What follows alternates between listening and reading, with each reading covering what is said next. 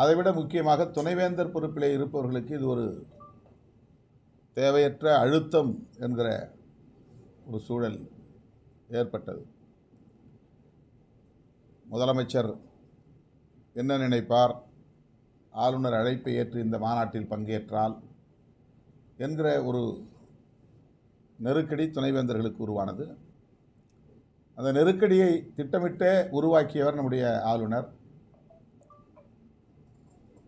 தொடர்ந்து அவர்